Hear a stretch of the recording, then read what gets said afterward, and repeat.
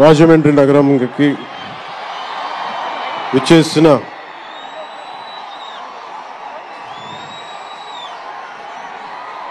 Cinema అభిమానులందరికీ,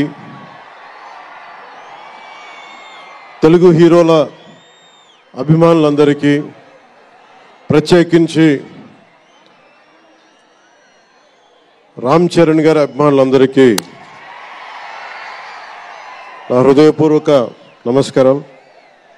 ఇక్కడికి విచ్చేసిన ఆసీనులైన విశిష్ట అతిథులందరికీ మనస్ఫూర్తిగా నా హృదయపూర్వక నమస్కారాలు. ఆంధ్రప్రదేశ్ నలుమూలల నుంచి విచ్చేసిన ప్రజానీకానికి నా హృదయపూర్వక నమస్కారాలు. దీనిని ప్రసార మాధ్యమాల్లో చూస్తున్న ఆశేష ప్రజానీకానికి కూడా నా హృదయపూర్వక నమస్కారాలు. పత్రికాధిపతులకి, పాత్రికేయులకి, యూట్యూబ్ ఛానల్స్కి, అన్ని సోషల్ మీడియా వీక్షిస్తున్న ప్రతి ఒక్కరికి కూడా నా హృదయపూర్వక నమస్కారం. అలాగే పవన్ కళ్యాణ్ అభిమానులకు కూడా నా హృదయపూర్వక నమస్కారం.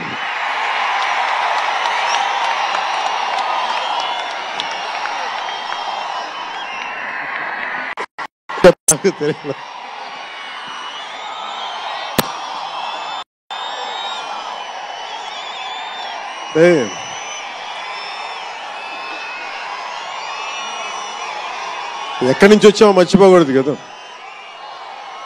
రఘుపతి వెంకయ్య నాయుడు గారిని మర్చిపోలేం, ఒక దాదాసాహెబ్ ఫాల్కేని మర్చిపోలేం, ఒక రాజ్ కపూర్ని మర్చిపోలేం, సత్యజిత్ని మర్చిపోలేం, షోలే తీసిన సిప్పిల్ని మర్చిపోలేం, తెలుగు సినిమాలని ఖ్యాతి నిలబెట్టిన నాగిరెడ్డి గారిని మర్చిపోలేం, బిఎన్ రెడ్డి గారిని మర్చిపోలేం, గోడవల్లి రామబ్రహ్మం గారిని మర్చిపోలేం.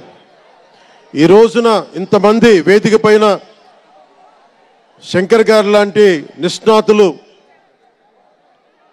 మహానుభావులు ఉన్నారు అంటే, సూర్య గారు లాంటి నటుడు దర్శకులు ఉన్నారంటే మేము మూలాలు మర్చిపోకూడదు. తెలుగు చిత్ర పరిశ్రమ పెద్దలందరికీ గుర్తు చేసుకుంటూ, తెలుగు జాతికి పేరు తెచ్చిన ఎన్టీ రామారావు గారికి మనస్ఫూర్తిగా ఆయనని గుండె లోతుల్లోంచి ఆయనకి స్మరించుకుంటూ, అలాగే పవన్ కళ్యాణ్ ఉన్నా, రామ్ చరణ్ ఉన్నా, ఏ హీరోలు ఉన్నా కానీ దానికి మూలం మెగాస్టార్ చిరంజీవి గారు. మీరందరూ గేమ్ చేంజర్ అనొచ్చు, ఓజీ అనొచ్చు.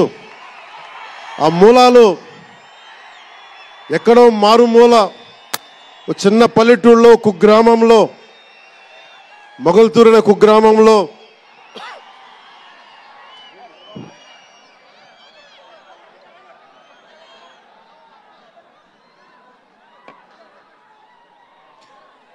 అనే కుగ్రామంలో చదువుతూ విఆర్ఎస్ఎన్ వైఆర్ఎన్ కాలేజ్ నర్సపూర్లో చదువుకుంటూ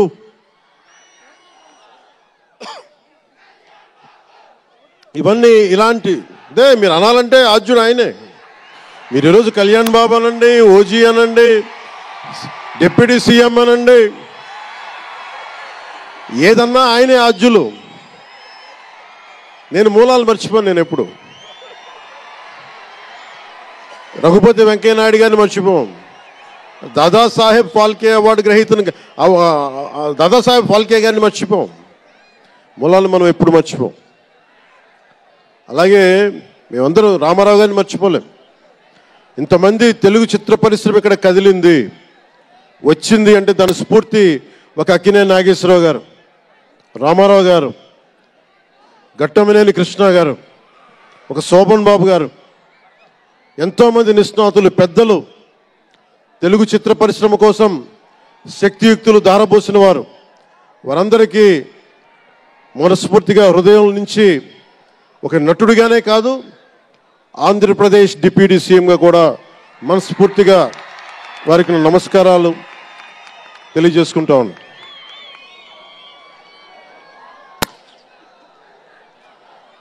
ఈ రోజున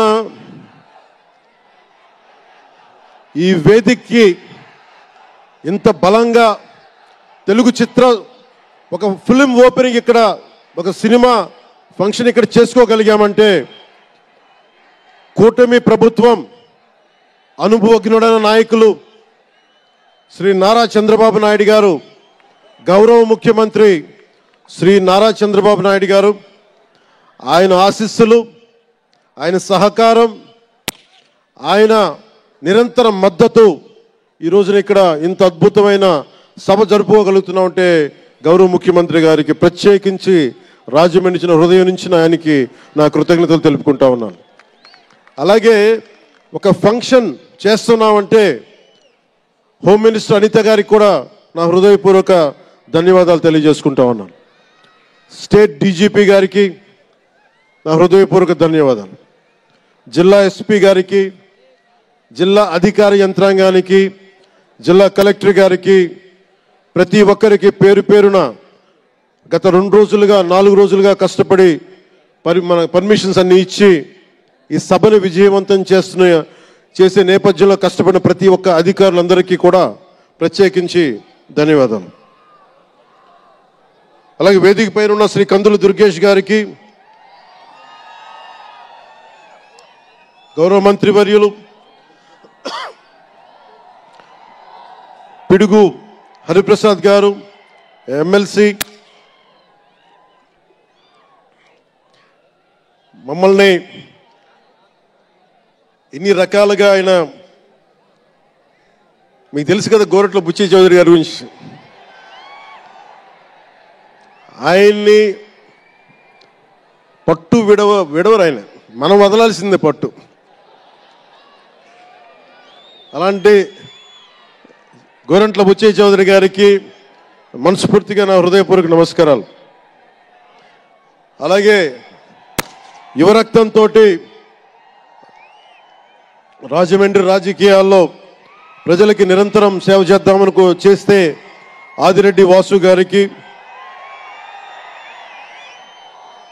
నా హృదయపూర్వక నమస్కారాలు. అలాగే నిరంతరం గత పాలనలో ఒత్తిళ్లు ఎదుర్కొని బలంగా నిలబడ్డ రాజనగరం ఎమ్మెల్యే శ్రీ బత్తుల బలరామకృష్ణ గారికి, అలాగే కె శ్రీనివాసరావు గారికి, గౌరవ ఎమ్మెల్యే వారికి నా హృదయపూర్వక నమస్కారాలు. అలాగే Kakinada urban development authority chairman Shri Tummala Babu గారికి నా హృదయపూర్వక నమస్కారాలు.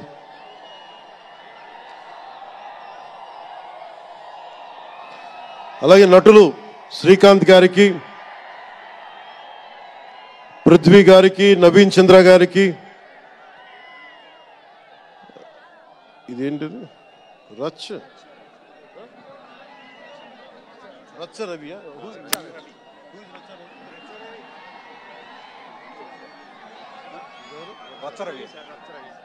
రచ్చ రవి గారికి, రామ్ జోగయ్య శాస్త్రి గారికి, కాసరాల శ్యామ్ గారికి,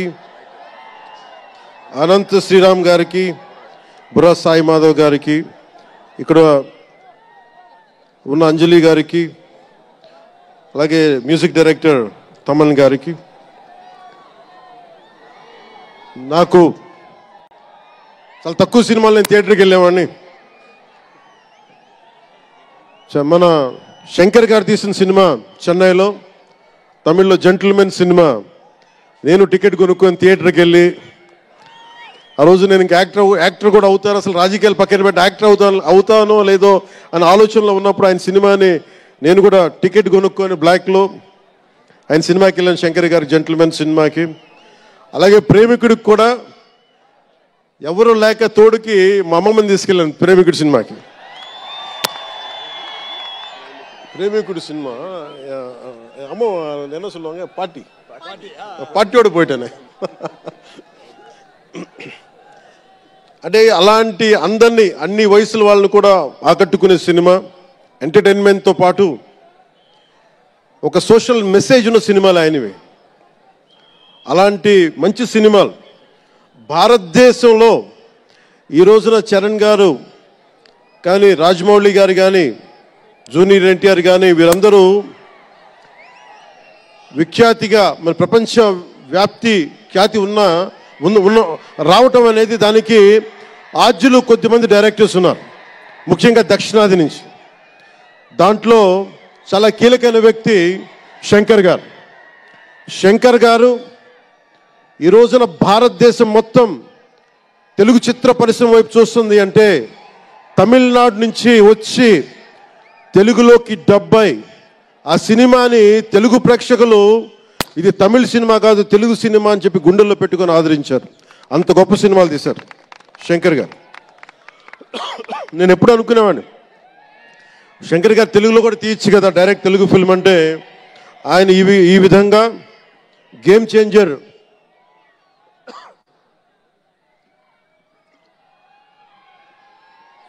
చేంజర్ సినిమాని పూర్తిగా తెలుగులో తీసి మిగతా భాషల్లో డబ్ చేసే క్రమంలో రిలీజ్ చేస్తుంది. మనస్ఫూర్తిగా వారికి నా ధన్యవాదాలు.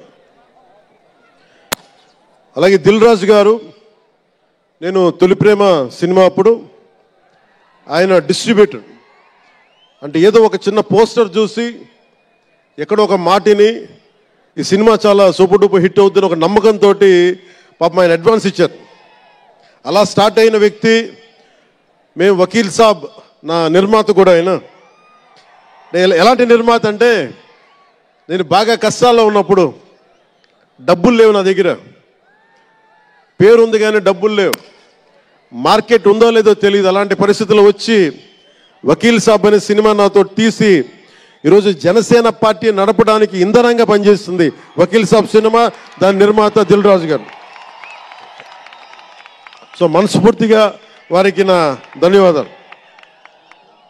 అలాగే రామ్ చరణ్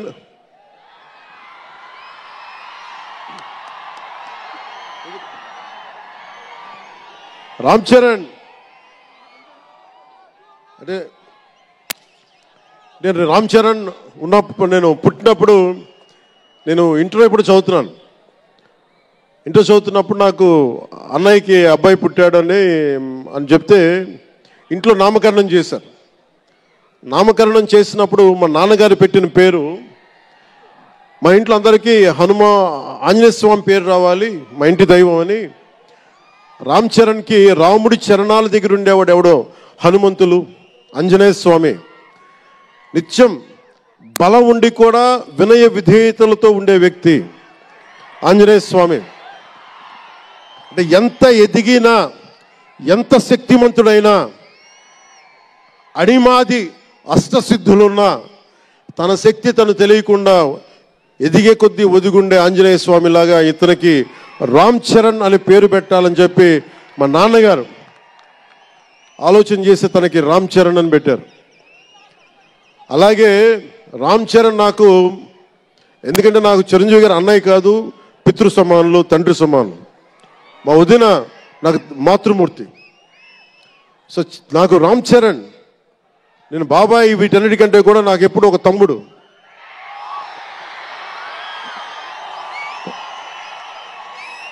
చిన్నప్పుడు బాగా ఏడిపించేవాడిని, నేను ఇంకా బద్ధకంగా ఉండేవాడిని. అంటే కరెక్ట్గా చెప్పాలంటే నేను తమ్ముడు సినిమాలో నా క్యారెక్టర్ లాగా ఉంటే రామ్ చరణ్ 7 ఏళ్ల వయసు, నా రెండో కొడుకు అంత వయసు ఉండేది. ఇప్పుడు ఆ వయసులో తెల్లవారుజామున చలిలో హార్స్ రైడింగ్ నేర్చుకోవడానికి మొత్తం ఆ హెల్మెట్తో పాటు అన్నీ పెట్టుకొని షూస్ అన్నీ సర్దుకొని రాత్రే నేను సోఫాలో పడుకొని ఉంటే వచ్చి పాపం నన్ను లేపి ఇంకా నేను పడుకునేవాడిని. తను రెడీ అయిపోయి నన్ను లేపి ఒకసారి నేను దింపాల్సి వచ్చేది. ఇష్టంతో కదా తప్పక లేదు తిడతారు ఇంట్లోనే. అంటే అంత క్రమశిక్షణతో ఉండేవాడు చిన్నప్పటి నుంచి. నాకు రామ్ చరణ్లో నచ్చింది ఏంటంటే ఇంత ప్రతిభా సమర్థత ఉందని ఎప్పుడు తెలియదు ఎవరికి కూడా. ఇంత శక్తి సమర్థత ఉంది ఈ వ్యక్తులు ఎప్పుడు మాకు తెలియలేదు. ఎప్పుడు ఇతను నేను డ్యాన్స్ చేయటం ఎప్పుడు చూడలేదు నా లైఫ్లో, సినిమాలో తప్ప. ఇంక సినిమాలో బాగా వ్యక్తిగత జీవితం నేను ఎప్పుడు చూడలే. అసలు మ్యూజిక్ వేస్తే కాలు కూడా ఆడించడు, కానీ అంత అద్భుతమైన డాన్సర్. అలాగే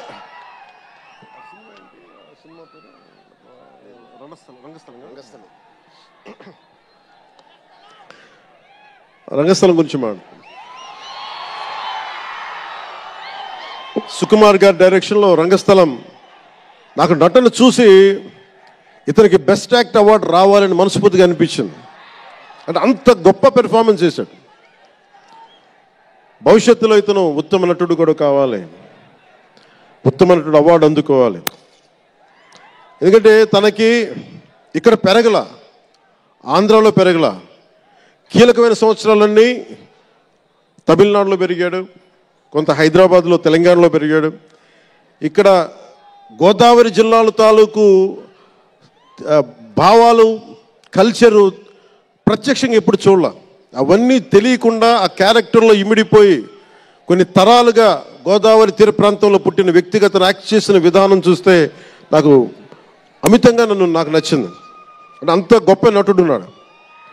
చిరంజీవి గారి వారసుడు అలా కాకపోతే ఇంకెలా ఉంటాడు? చిరంజీవి గారికి తగ్గ వారసుడు. తండ్రి మెగాస్టార్ అయితే కొడుకు ఏమవుతాడు? గ్లోబల్ స్టార్ అవుతాడు.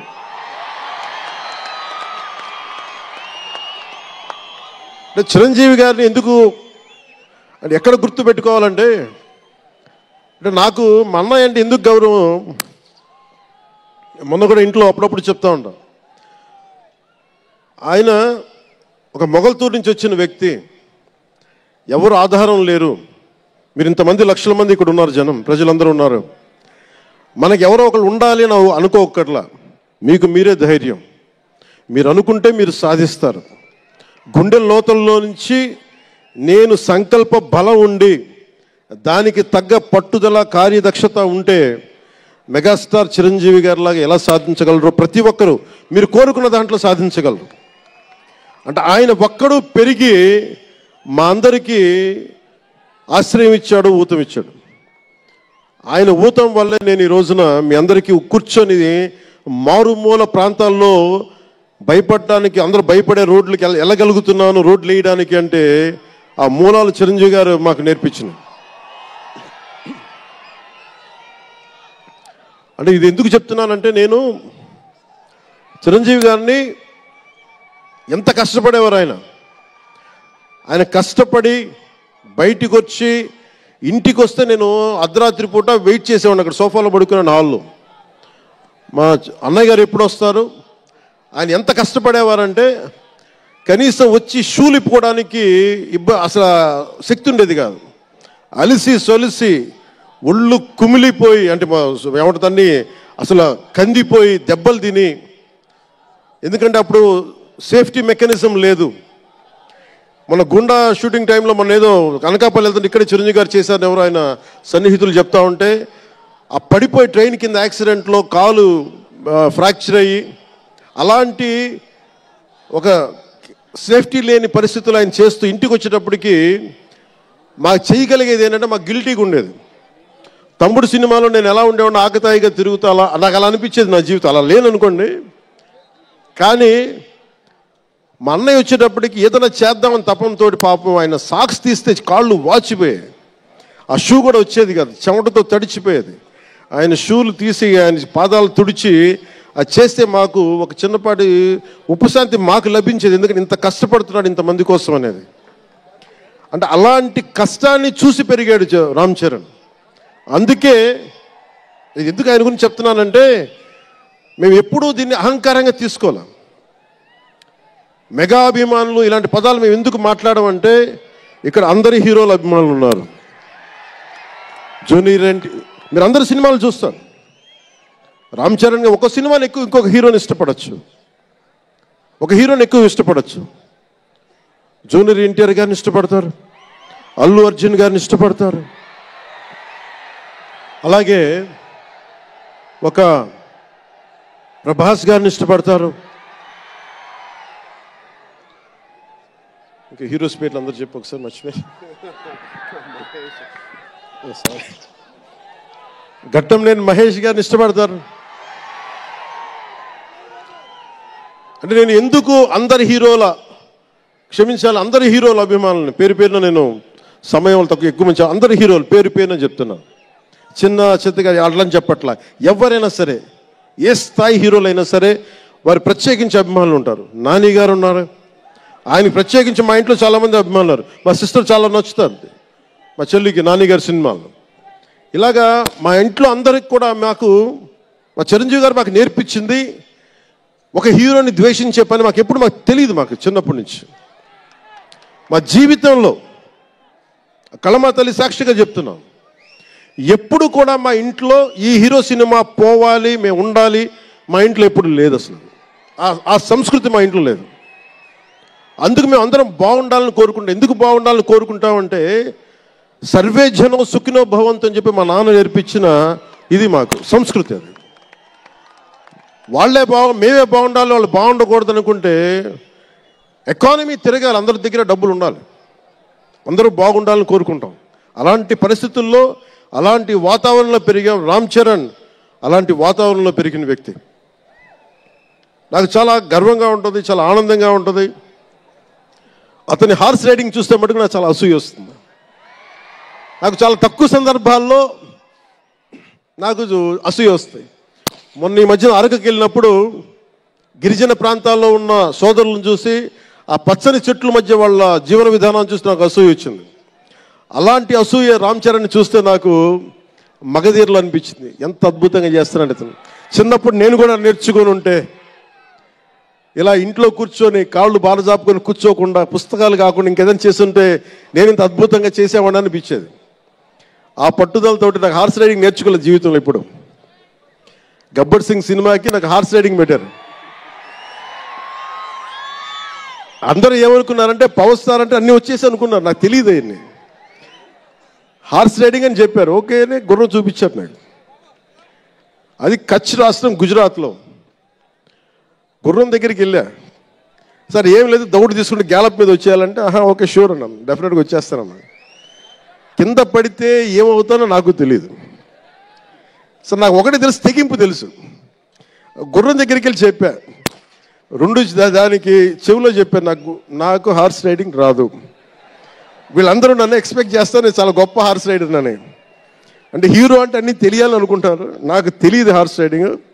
దానికి ఒక పంచదార ముక్కను చిన్న క్యారెట్ పెట్టా, జాగ్రత్తగా తీసుకెళ్ళి నాకు వదిలేవాను. పాప ఆ గుర్రం అది నన్ను ఎంత అద్భుతంగా తీసుకెళ్ళిందంటే అది మీరు చూసారు ఆ సీన్లో. నేను అందరినీ మోసం చేశాను ఆ సినిమాలో. హార్స్ రైడింగ్ రాకుండా సినిమా వరకే హార్స్ రైడింగ్ వచ్చినా కదా. అలాంటి అంటే నాకు ఇది మాకేంటంటే మాకు సినిమాల్లో చూసినవన్నీ నాలాగా కాకుండా అన్నీ చాలా సుశిక్షితమైన ఒక నేర్చుకున్న వ్యక్తి ఇతను రామ్ చరణ్. ఒక డ్యాన్స్ కానీ ఎక్కడో ఇంగ్లాండ్కి వెళ్ళి అక్కడ డ్యాన్స్ ఇన్స్టిట్యూషన్స్లో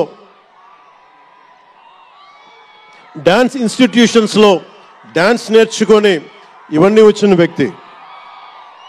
అలాగే ఈ సినిమా ప్రత్యేకించి చాలా సోషల్ మెసేజ్ ఉన్న సినిమా నాకు అర్థమవుతోంది. పొద్దున్నే ట్రైలర్ చూశాను, గేమ్ చేంజర్ ట్రైలర్. చాలా అద్భుతంగా ఉంది, చాలా బాగా ఆడుతుంది అని చెప్పి మనస్ఫూర్తిగా అందరికీ అభినందనలు తెలియజేసుకుంటూ, ప్రత్యేకించి శంకర్ గారికి నాకు మనస్ఫూర్తిగా అభినందనలు తెలియజేసుకుంటూ, అలాగే తెలుగు చిత్ర పరిశ్రమకు సంబంధించినంత వరకు ఇది ఓజీ గురించి చెప్తాను, లాస్ట్లో చెప్తాను. నేను ఓజీ తర్వాత అంటే మీరు వదలట్లా. మన ముందున్న సినిమా గేమ్ చేంజర్ని బాగా చూడండి. ఎందుకంటే ఈ ఫంక్షన్ ప్రత్యేకించి ఈ మధ్యకాలంలో ఉన్న ఒత్తిడి తెలుసు మీకు. ఒక పబ్లిక్ ఫంక్షన్ అంటే ఎలాంటి ఒత్తిడి ఉంటుందో మీ అందరూ తెలుసు. నేను చాలా ఆలోచించాను ఈ సమయంలో పెట్టాలా లేదా అంటే, సినిమా అనేది 10 మందికి తెలియచేయాలి. దిల్ రాజు గారు లాంటి వాళ్ళు 3 సంవత్సరాలు తీశారు సినిమా. 3 సంవత్సరాలు తీసింది వాళ్ళకి దొరికేది దొరికితే ఒక 10 రోజులు. బడ్జెట్లు ఎక్కువైపోయినాయి. అలాంటి వాటికి మేము చేయగలిగేది ఎక్కువ మందికి తెలియజేసేలాగా ఇది part and parcel of cinema. అందుకని మేము కోరుకుంది చిన్న ఫంక్షన్ చేద్దాం, నన్ను అడిగారు గెస్ట్గా రమ్మని.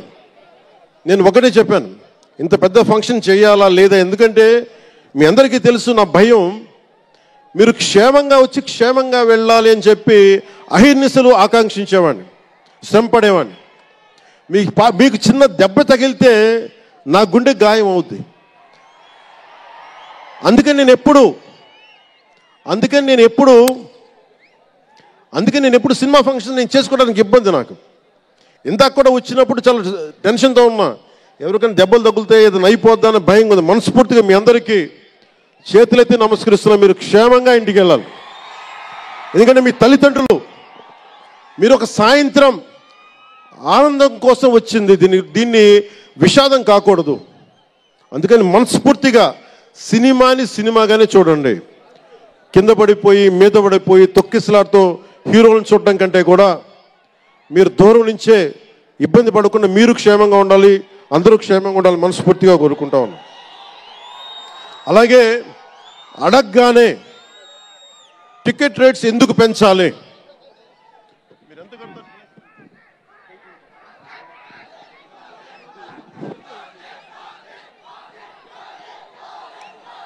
టికెట్ రేట్స్ ఎందుకు పెంచాలి అని చాలామంది అడుగుతూ ఉంటారు.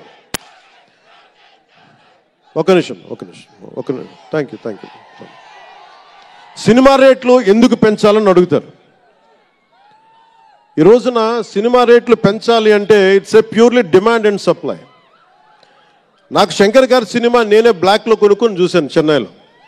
అది నా సరదా. అది అంటే నాకు ఇచ్చిన డబ్బులు నేను కొనుక్కొని చూశాను.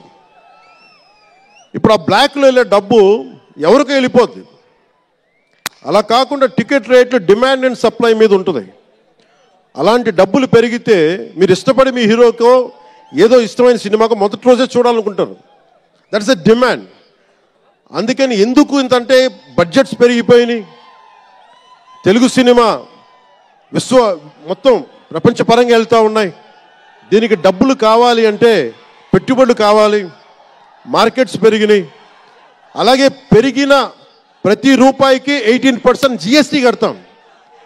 ప్రభుత్వానికి ట్యాక్స్ వస్తుంది. పెరిగిన ప్రతి రేటుకి ట్యాక్స్ వస్తుంది. ఇదేదో ఉట్టినా ఇవ్వట్లేదు ప్రభుత్వం. ప్రతి ఒక్కరికి ఏముంటుందంటే దీని ఒక ఫాల్స్ నెరేటివ్ ఉంది బయట.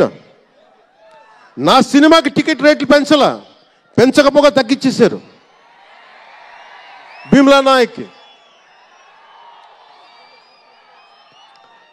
ఇప్పుడు చాలామంది హీరోస్ అందరూ కూడా వాళ్ళెవరూ కూటమికి మద్దతు చెప్పలేదు. కానీ మేము ఎక్కడ వివక్ష చూపించలా, అందరూ బాగుండాలని కోరుకుంటాం. ఎందుకంటే చిత్ర పరిశ్రమకి మొన్న దిల్ రాజు గారు కూడా చెప్పారు, చిత్ర పరిశ్రమకి రాజకీయ రంగు పులమటానికి మాకు ఇష్టం లేదు. Though I belong to NDA, though I'm head of Janasena party, cinema should be treated as a separate entity. No politics should seep into cinema.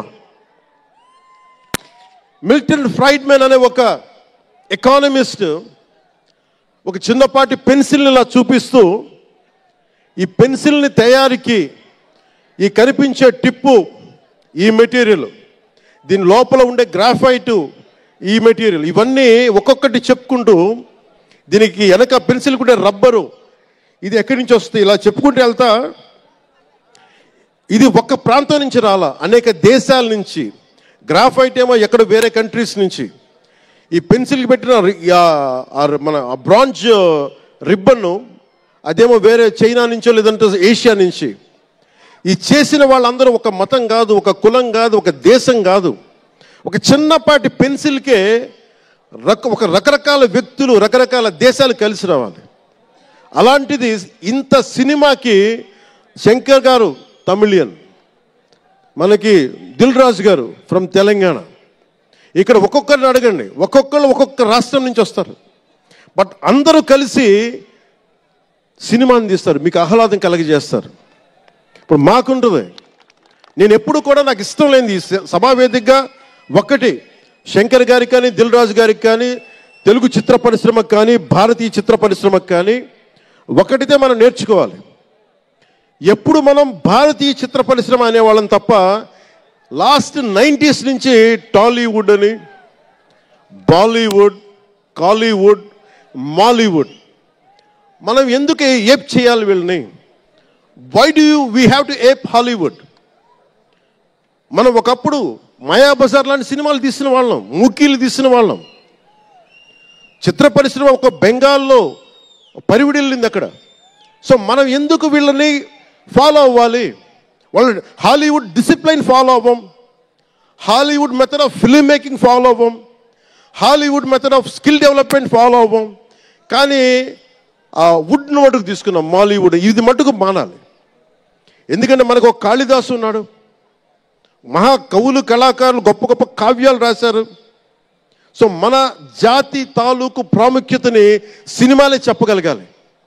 అందుకని హాలీవుడ్ని అనుకరించడం మానేయాలి. మనదైన సత్తా, మనదైన కథ, మనదైన బలం మనం చూపించాలి విశ్వానికి.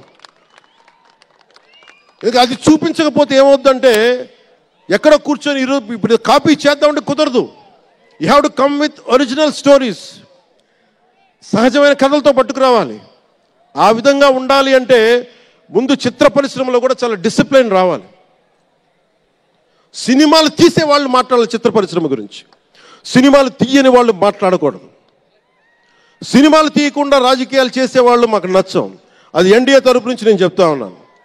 తెలుగు చిత్ర పరిశ్రమ గురించి మాట్లాడాలి అంటే సినిమాలు తీసి దానికి సాధక బాధలు అర్థం చేసుకున్న వాళ్ళే మాట్లాడాలి. మన తెలుగుదేశం, జనసేన, భారతీయ జనతా పార్టీ, ఎన్డీఏ ప్రభుత్వం వారితోనే మాట్లాడతాం, వారితోనే గుర్తిస్తాం.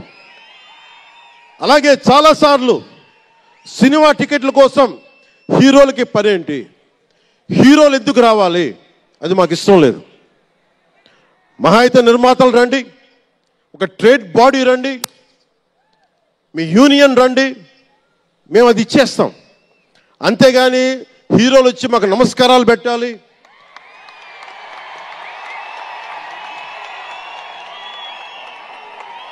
అంత ఒక లో లెవెల్ వ్యక్తులం కాదు మేము. దీన్ని ఎక్కడి నుంచి నేర్చుకున్నాం? స్వర్గీయ నటరత్న ఎన్టీ రామారావు గారి దగ్గర నుంచి నేర్చుకున్నాం. మహానటుడు. ఆయనని ఎంతమంది విమర్శించినా, కోటా శ్రీనివాసరావు గారు విమర్శించినా, ఆయన ఎప్పుడన్నా యాక్ట్ చేస్తే ఆయనతో పాటు ఏం బ్రదర్ బాగున్నారా అని చెప్పి చాలా గుండెలు నిండుగా పలికే వ్యక్తి మహానుభావుడు ఎన్టీ రామారావు గారు. ఇంత తెలుగుదేశం పార్టీ ఎన్టీ రామారావు అన్నిసార్లు ముఖ్యమంత్రిగా ఉన్నప్పుడు కూడా ఎప్పుడు ఘట్టంనేని కృష్ణ గారు కాంగ్రెస్లో ఉండి కూడా కనిపిస్తే ఇద్దరు ఆప్యాయంగా మాట్లాడుకునే వాళ్ళు. ఎన్టీ రామారావు గారు ఎప్పుడు వివక్ష చూపించలా. ఇది చిత్ర పరిశ్రమ తాలూకు ఔన్నత్యం. ఇది అదే ఔన్నత్యాన్ని మేము కొనసాగిస్తున్నాం, అదే మేము కోరుకుంటా ఉన్నాం. అంతేగాని గతం ప్రభుత్వంలో లాగా మీరు అభిమానించే మెగాస్టార్ చిరంజీవి గారు లాంటి వారిని కానీ, బాహుబలి ప్రభాస్ గారిని కానీ, మహేష్ గారిని కానీ, మహేష్ గారిని ప్రిన్స్ మహేష్ అంటారు కదా,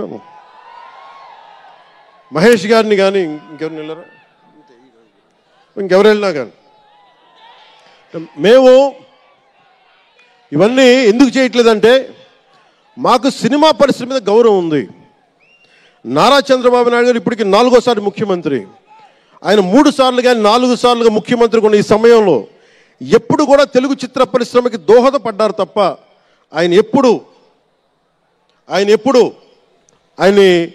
తెలుగు చిత్ర పరిశ్రమని ఇబ్బంది పెట్టలేదు. తిరిగి మేము సినిమాని గౌరవించే వాళ్ళం. ఇక్కడున్న చిత్ర పరిశ్రమ కోసం, సినిమాల కోసం పరితపించే కథల కోసం మనం వెనకాడతాం. మన కథలు కావాలి.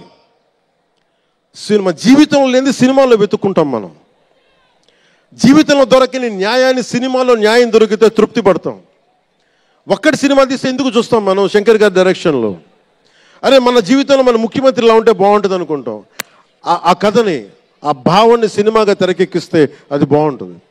ఒక శివాజీ సినిమా ఎదురు తిరిగితే ఎలా ఉంటుంది, ప్రత్యామ్నాయంగా చేస్తే ఎలా ఉంటుంది ఒక శివాజీ. ఇలాంటి సినిమాలన్నీ కూడా మనకి నిజ జీవితంలో జరగనివి. మనం ఒక అట్లీస్ట్ సినిమా ప్రపంచంలో చూస్తే ఒక తృప్తి ఉంటుంది.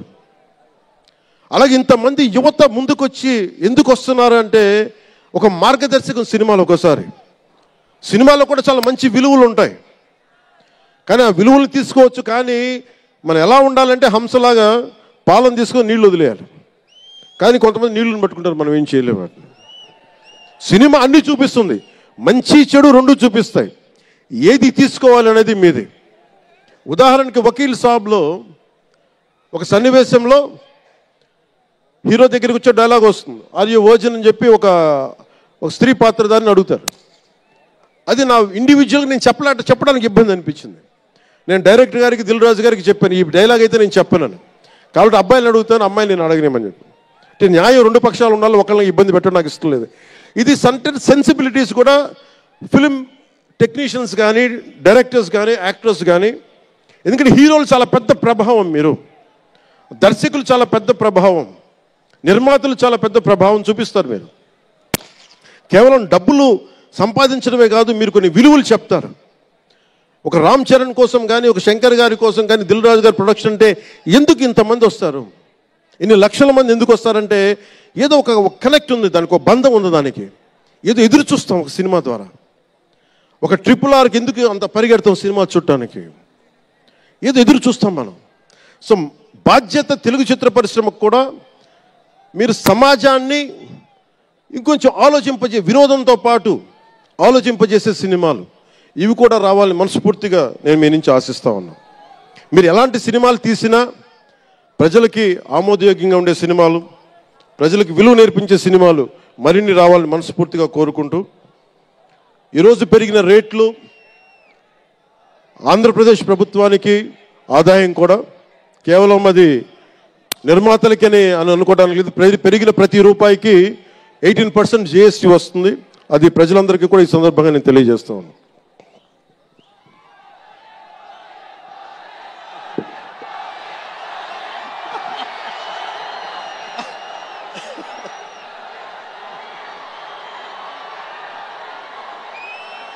మీరు ఓజీ నా దుంప తెంపేస్తున్నారు. ఆయన మాట్లాడడం దాని గురించి వేరే మాట్లాడడం. డైరెక్టర్ ఇక్కడే ఉన్నారు, 3 సినిమాలు ఉన్నాయి. కాదే మీకు తెలుసు కదా నా ప్రేమ మీకోసం. ఓజీ సినిమా కంటే నా భవిష్యత్తు మీకు ముఖ్యం, నాకు ముఖ్యం మీ భవిష్యత్తు కోసం ఇలా ఉండిపోయాను. అందుకని ప్రత్యేకించి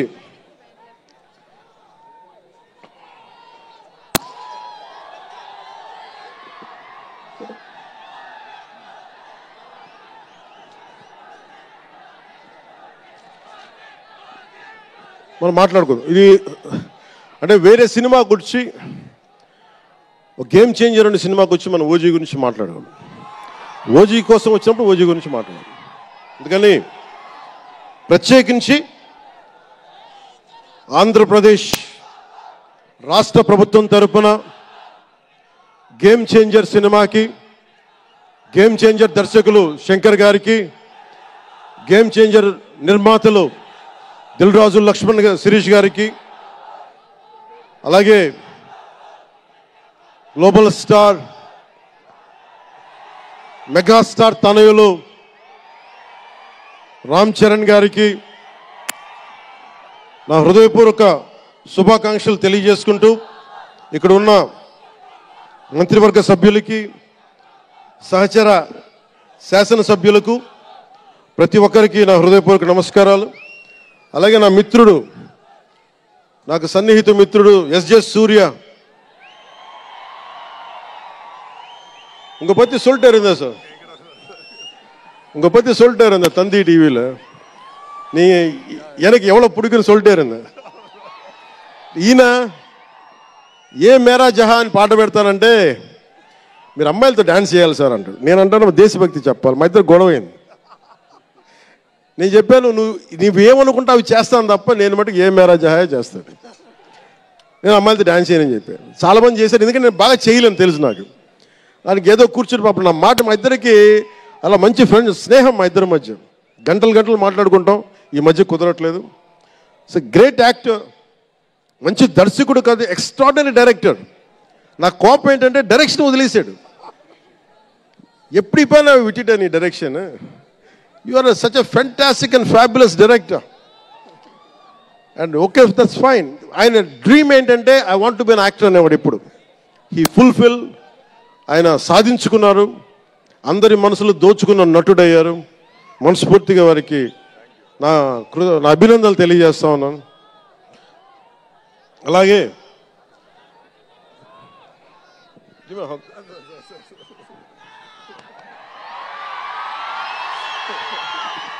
సో మీ అందరికీ మరోమారు ధన్యవాదాలు తెలియజేసుకుంటూ, all my best wishes to game changer, all my best wishes to Shankar ji, best wishes to Dil Raju గారు, my love, my best wishes to all the actors. కొత్త సంవత్సరంలో బాక్స్ ఆఫీస్ బద్దలైపోవాలి. నేను ఇలాంటి మాటలు నా సినిమాకి నేను మాట్లాడను.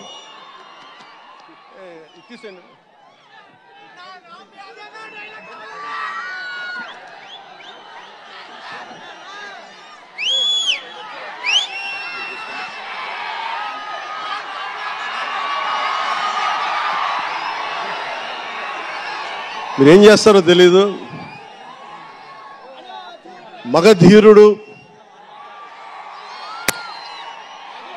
అల్లూరి సీతారామరాజుగా మొత్తం జీవించేశాడు. అందరి తోటి నటుల మీద అమితమైన ఇష్టం చూపించేవాడు. అందరికీ ఫ్రెండ్ రామ్ చరణ్. అందరి హీరోలకి చాలా గౌరవంగా ఉండేవాడు.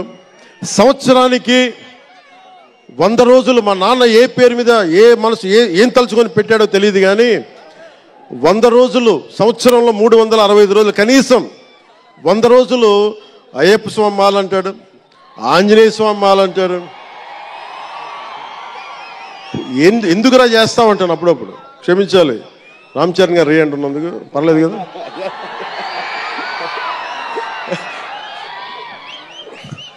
అంటే ఎందుకంటే నాకు బాధ్యత తప్పకుండా ఉండటానికి, నియంత్రించుకోవడానికి, అహంకారం రాకుండా ఉండటానికి, ఎప్పుడు చూడండి చెప్పులు లేకుండా ఉంటాడు. అంటే నాకే అనిపిస్తుంది, కనీసం నేను వేసుకునే చెప్పులు కూడా వదిలేడానికి ఇబ్బంది పడతాను అప్పుడప్పుడు. అలాంటిది రామ్ చరణ్ చెప్పులు లేకుండా, మామూలు హీరో కాదు, హాలీవుడ్ దాకా వెళ్ళాడు, ఆస్కార్కి వెళ్ళాడు. అక్కడికి వెళ్ళి ఎంత గుండె ధైర్యం అంటే, నేను చెప్పులు వేసుకుంటా, అవసరమైతే మంచి సూటు బూట్ వేసుకుని తయారవుతాడు, లేదంటే అయ్యప్ప స్వామి మాలేసుకుని కనిపిస్తూ ఉంటాడు. అంటే వ్యక్తిత్వంలో ఎంత బలం ఉండాలి ఆ వ్యక్తికి. అందుకని అలాంటి రామ్ చరణ్ మంచి 16 అణాలు తెలుగువాడు, మా బంగారం, నా తమ్ముడు. ఒక తల్లికి పుట్టకపోయినా కానీ నా తమ్ముడు. ఎప్పుడు ఎదిగే కొద్దీ ఒదిగుండేవాడు. అతనికి మరింత విజయం కలగాలని, అద్భుత విజయాలు కలగాలని మనస్ఫూర్తిగా ఒక బాబాయ్గా కాదు, ఒక అన్నగా ఆశీర్వదిస్తున్నాను. I love you Ram Charan, I love you all.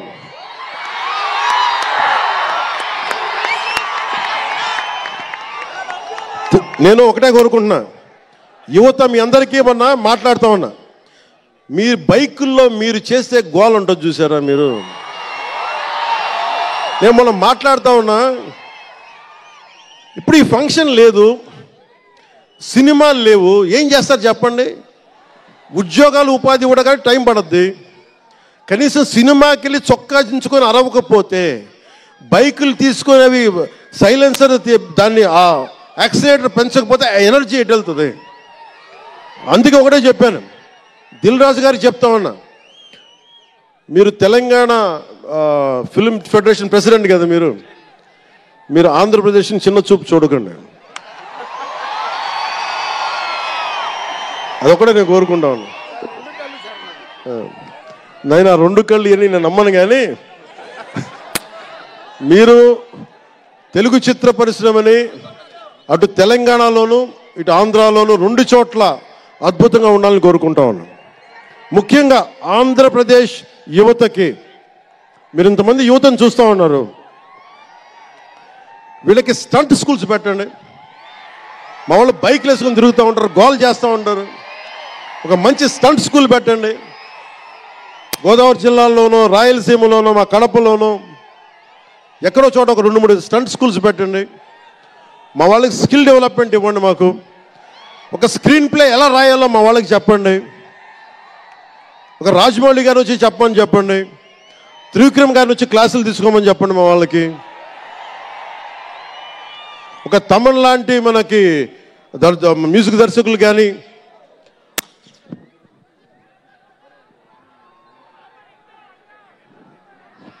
Keeravani గారు కానీ, అలాంటి వాళ్ళందరికీ వచ్చి వాళ్ళ స్కిల్ డెవలప్మెంట్ నేర్పించమని చెప్పండి. మీరు దాని మీద ఒకసారి ఆలోచించండి. స్టూడియోలు పెట్టండి. ఇక్కడ కొంతమంది అసిస్టెంట్ డైరెక్టర్స్కి ఎలా ఉండాలి, డైరెక్టర్స్ కావాలంటే ఏం చేయాలి, 24 క్రాఫ్ట్స్లో ఒకళ్ళకి ప్రొడక్షన్ డిజైనింగ్ నేర్పించండి. మా వాళ్ళకి ప్రొడక్షన్ డిజైనింగ్ స్కూల్స్ పెట్టండి. ఫిల్మ్ మేకింగ్ స్కూల్స్ పెట్టండి. ఈరోజు మీకోసం ఇంతమంది వచ్చారు. మీరు తిరిగి ఇవ్వగలిగేది మీకోసం రేట్లు పెంచాం. ముఖ్యమంత్రి గారు మీకు అండగా ఉన్నారు. చంద్రబాబు నాయుడు గారు, మేమందరం మీకు అండగా ఉన్నాం. తెలుగు చిత్ర పరిశ్రమని మీ ద్వారా మేము కోరుకునేది ఇంతమంది యువతున్నారు. వీరికి మీ ద్వారా కొంత ఉపాధి కల్పించండి. నేను సినిమాని మాట్లాడుతుంటే నేను టీవీని ఎప్పుడు వదలలేదు. టీవీ మీడియంని చిన్న తెర అనుకుని, చిన్న తెర పెద్ద తెర ఉండదు. తెర చిన్నదైనా పెద్దదైనా ఒకటే మాకు. సో మాకు ముమ్మిడివరం లాంటి గొప్ప లొకేషన్స్ ఉన్నాయి. మాకు కేరళకి మించిపోయి ఉంటుంది ముమ్మిడివరం. గోదావరి తీరం చూడండి. అసలు మీరు గండికోట చూడండి కడపలో. సిద్ధవటంకి వెళ్ళండి, అడ్వెంచర్ సినిమాలు ఉంటాయి. అటు వెళ్తే మీరు పార్వతీపురం వెళ్ళండి, మన్యం ప్రాంతం అద్భుతంగా ఉంటుంది.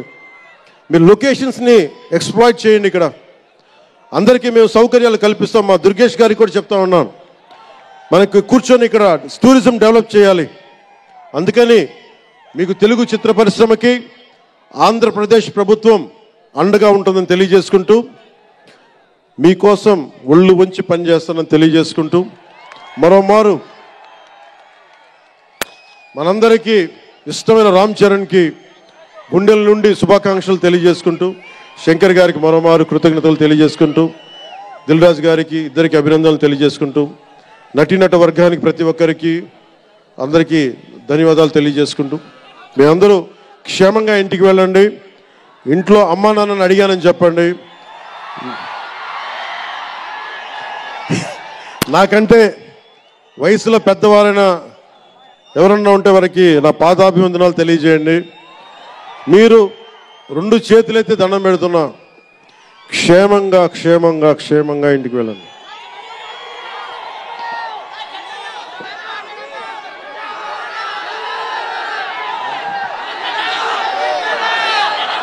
మీ అందరికీ మరోమారు ధన్యవాదాలు తెలియజేసుకుంటూ, తెలుగు తల్లికి దండాలు తెలియజేసుకుంటూ, మా తెలుగు తల్లికి పిఠాపురం మంచి సంతోషం.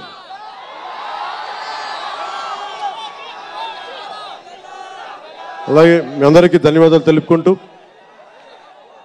ఏ దేశం ఎగినా ఎందుకు కాలినా పొగడరాని తల్లి భూమి భారతిని అంటే సభ ఆరంభంలో మాట్లాడలేకపోయాను. నాకు జన్మనిచ్చిన నా నేల నేను దండాలు పెట్టుకుంటూ, నాకు దేశభక్తిని నింపిన నా భారతదేశానికి జై జైలు చెప్తూ సెలవు తీసుకున్నాను. అందరూ క్షేమంగా ఇంటికి వెళ్ళండి.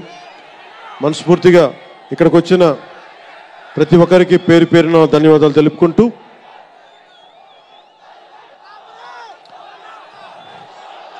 జై ఆంధ్ర, జై భారత్, జై హింద్.